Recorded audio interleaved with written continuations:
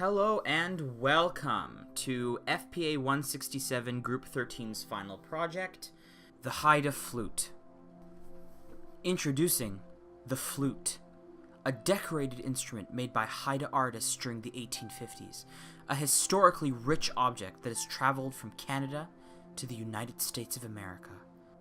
The flute is an object that we are familiar with in modern culture, but this one not only relates to the history of the First Nations, but also connects us to a history about Canada, the land that we live in. By preserving this kind of object, people can still have a small window of the history before colonization or current development, which can be fascinating if they want to pursue its past. Also, it would help First Nation descendants learn more about their customs, their beliefs, their religion, traditions, ceremonies, acts, stories, and possibly pass them on to future generations that might not practice them anymore. Now let's go to our first stop, the northwest coast island where this object was made, Haida.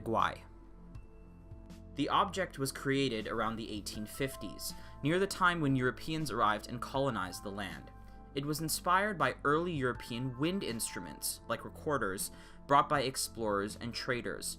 Decorative art is often inspired by the shape of animals. Aboriginal designs are classified by how the artist implements form line, the use of differentiating widths of lines. These lines tie the design units together and give a sense of movement to the piece. Curved lines relate to the spider web or spider lines. Circles relate to drops of water, and parallel lines have an unknown meaning. The meaning of an art piece is always subjective, therefore there are many ways to interpret the work. The flute in particular is an argillite carving and contains two significant figures, the frog and the raven. The frog is defined as a communicator and represents important exchanges in information, usually between various generations and tribes. It is also believed by the Haida peoples that frogs possess divine power and magic. The raven, on the other hand, is a symbol of insight, having foretelling power, is highly dominant and important in Northwest Coast art and mythology, and has a curious and intelligent but cynical character. Fun fact, the word in Haida for frog translates to crab of the woods. If you ask me, makes perfect sense. I mean, crabs, frogs, really, what's the difference? Also, Haida princesses wore necklaces made of living frogs, which I think is very couture, very spring 1831. Here is a brief timeline of the colonization of British Columbia. During the colonization process, there were many wars and massacres between the Europeans and the Aboriginal peoples. This led to the Aboriginals increasing the frequency in which they performed these ceremonies. They did so in order to express their power over their eastern intruders, as well as avoiding violence. A consequence of all these potlatches was a huge increase of Aboriginal artifacts being created and used at this time. As of January 1885, participating in a potlatch would be a criminal offense under the Indian Act. They converted the meaning of a traditional potlatch, being a ceremony with wealth and distribution, to being an expression of Aboriginal culture in any form, as illegal. The arrest and confiscation of Aboriginal peoples and objects that followed from this ban led to some artists creating art that contained stories that were exclusive to their own tribal culture and selling it to mass cultures as a way to hopefully protect, resume, and preserve their history, tradition, technique, and culture. Moving along to the second stop, Vancouver, where this object was first collected. This is Lady Jane Franklin. She is mostly remembered for the search she organized from 1850 to 1857 for Sir John Franklin's lost Arctic expedition. Jane Franklin was born on December 4th, 1791 in London, England.